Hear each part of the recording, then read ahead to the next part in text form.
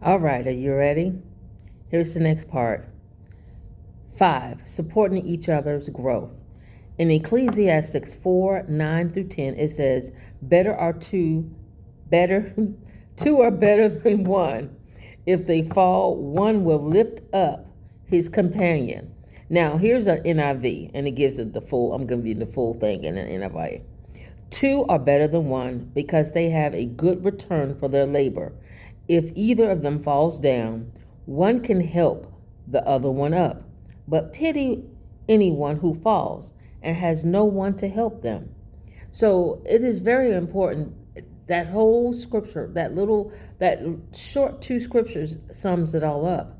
When you work together as a team, there is a better return because you're working together. You're feeling successful. That spouse is feeling successful, and you feel as if the input is coming back and the return is given. And also, if that other person falls, the other person should be able to pick them up. And that is in every area of our lives. So when one person, maybe they lose their job, that other spouse is able to pick up the slack. And we work together as we get through that area in the same accord. You have kids, that other spouse, as we working together as a team, you're covering one another. The other person maybe is cooking now. That person is taking care of things that they weren't taking care of before. All of those things come in hand in marriage. You're working to support each other in growth. Colossians 3, 12 and 14 says, therefore, as God's chosen people, holy and clearly loved, clothe yourself with compassion, kindness, humility, gentleness, and love. So here's the thing. You cannot get away with loving one another. You cannot get away with understanding the Word of God works. You can't get away that if you treat your spouse as your own body. The scripture says, tell the husband to love his wife as he loves his own body, as you love Christ. If you can do that, you'll put aside all of the petty stuff. You'll put aside the negative words. The words have life. Words give life. Life and death are in the power of the tongue. And so you got to remind yourself, even if they've done the most stupidest thing, you can't say it. You can't think it. Let it go.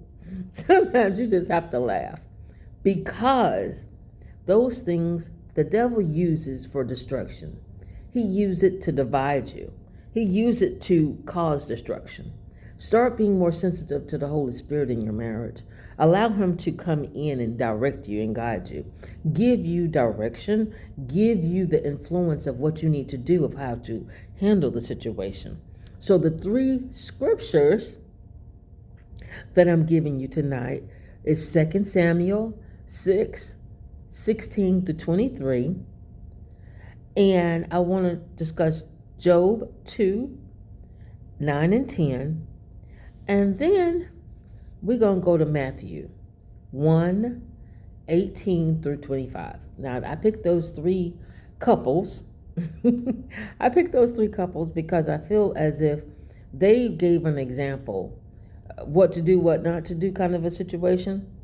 There are quite a few couples in the Bible. And a lot of times we just focus on the individuals, but there are many marriage couples in the Bible, but they're not always mentioned specifically by name.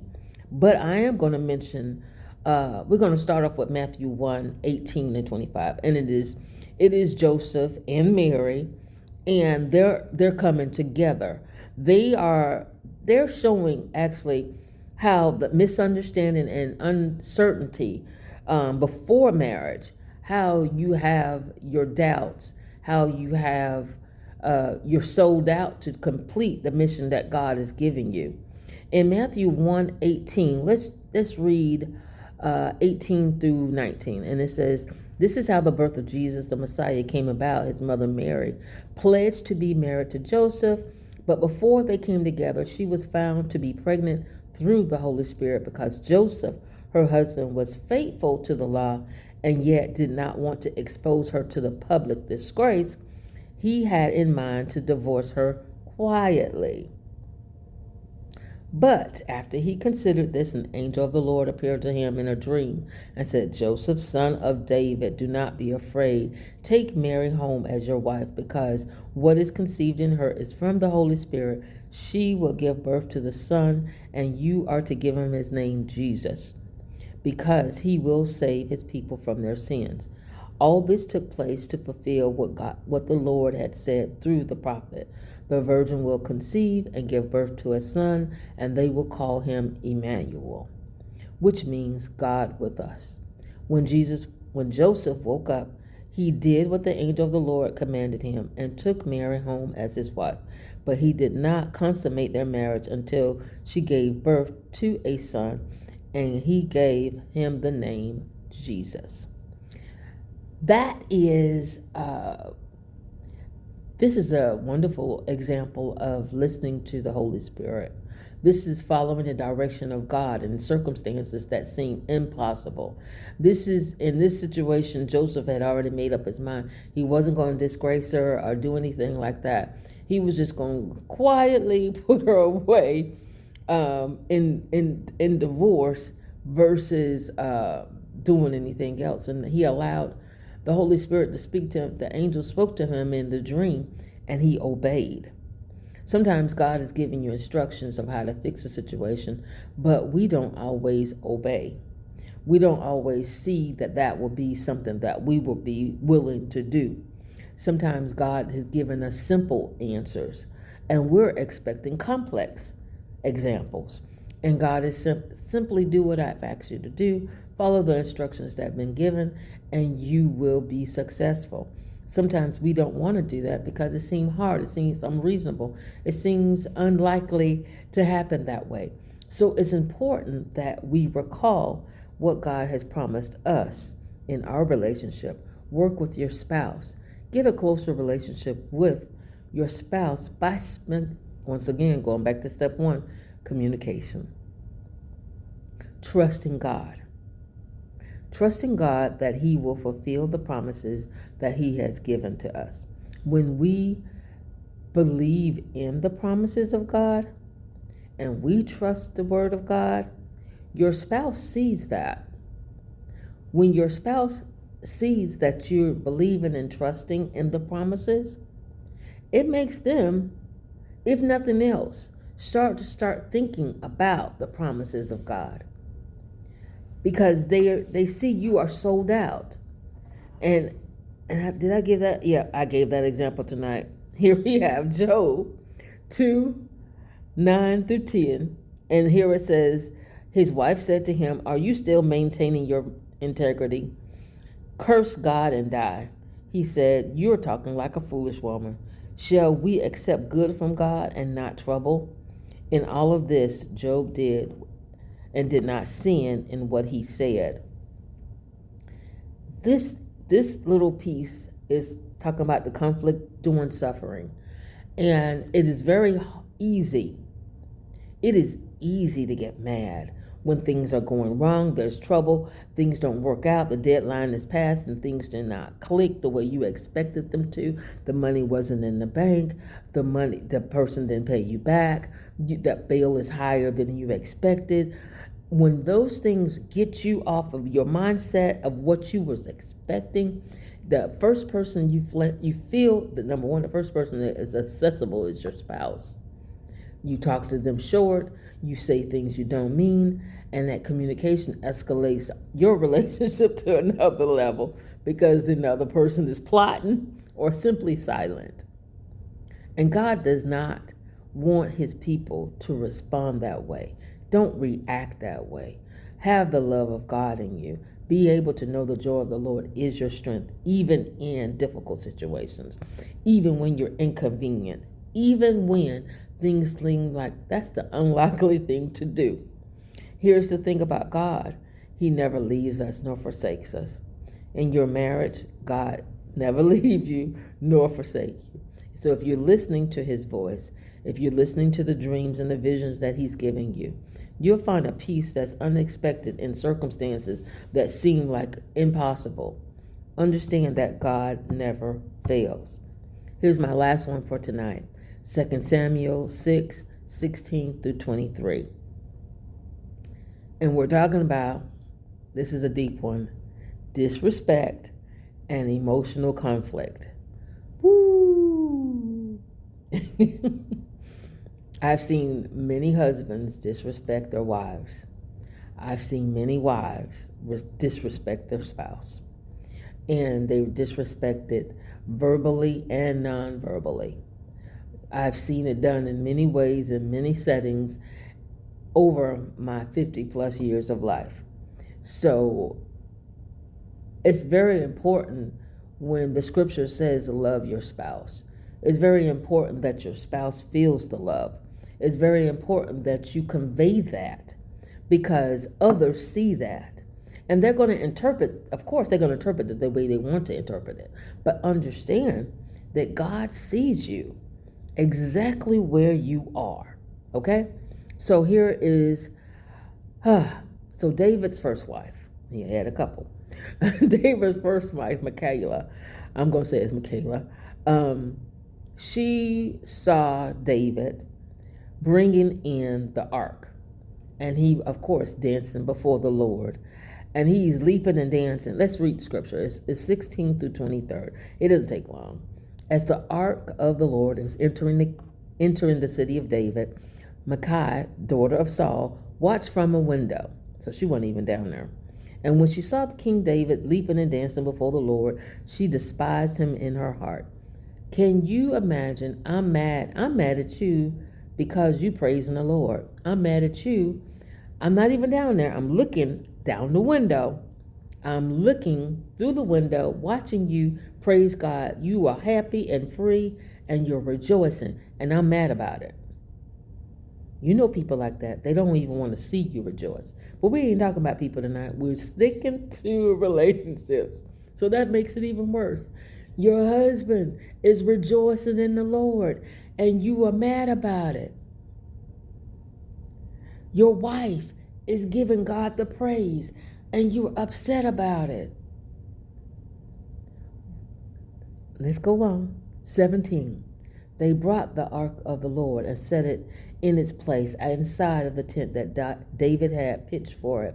And David had sacrificed burnt offerings and fellowship offerings before the Lord. After he had finished the sacrificing the burnt offerings and fellowship, he blessed the people in the name of the Lord Almighty. And then he gave a loaf of bread, cakes and dates, and the cakes of raisins to each person in the whole crowd of the Israelites, both men and women, and all the people went to their homes. And when David returned to his home to bless his household, Michal, the daughter of Saul, came out to meet him and said, "How the king of Israel has distinguished himself today, going around half naked in full view of all those slave girls over there, his servants, as vulgar as that could be." David said to Michal, "Hey, it was before the Lord. He chose me rather than your father or anyone from his household when he appointed me the ruler of the Lord's people, Israel. I will celebrate before the Lord. I will become even more undignified than this, and I will be humiliated in my own eyes. But these slave girls you spoke of, I will be held in honor." And Michal, the daughter of Saul, had no children to the day of her death. Punishment instantly for the words that has come out of her mouth over the man of God. That'll preach on itself. Do not speak death. Do not, and with your words, kill your spouse's dreams, their ambitions, and their desires when they've been anointed by God. When you don't want to serve, don't hinder them from serving God. Serve God with them. Check out what their God is about. Check out what's going on. Investigate for yourself. Taste and see that the Lord is good. Taste for yourself what the preacher is talking about. Taste for yourself whether the word of God can change your heart, your mind, your soul, your situation, your circumstances. Give God the opportunity to do more for you than just the little things that you've been asking for him. Give God all of you, not just some of you. Give God your relationship, your marriage. Marriage is a continuous process. It's not something that once you get it down, you don't have to go back. It is a continual process. It's a continual telling your spouse that you love them. It's a continual kind of situation where you're saying, you know what, I love you. I forgive you. I hope you forgive me. I am faithful because you chose me. I chose you. We will be faithful to each other. Have that built on love. Love that's not the love that based on if she cooked your favorite food, or he brings you a diamond ring, or you get it extra whatever. But do it because you know that your relationship is important. And it is a continual process. Marriage 911 is about everything that you are doing in your marriage has to be intentional. 911, it means it has to be urgent. You can't just forget about she's at home and you out with the boys. You can't be out with the girls and he's home. You can't just do what you want to do every time you want to do it as if the other person is not important. You're in a relationship together, and it has been witnessed by God. Covenant relationship, unbreakable. God never leaves you, nor will he forsake you. Last thing I want to leave with you is the first thing I mentioned tonight. Marriage is not merely a legal relationship. It is a sacred covenant witnessed by God, built on love, faithfulness, sacrifice, forgiveness, and unity. Unity. Work together in unity. Amen. Amen. I hope I've said something tonight that has blessed you, that has given you life, that will give you something to think about. Write down those 5 things. Watch this again. The 5 things that will strengthen your marriage. Write down those things and study them even deeper than what I've covered. Once again, there's always some nuggets that God has imparted. So make sure you have gotten them all. Here's the thing. Your time with God, your relationship with God will strengthen your relationship with your spouse. Promise. I promise it will. Your time with God will strengthen your relationship with your spouse. So, thank you for coming in and tuning in to Living Word Christian Center, Tuesday night in the Word. I hope to see you there on Sunday. Living Word with Pastor Dwayne Hill will give us the Word of God once again. I hope to see you there. Have a blessed night.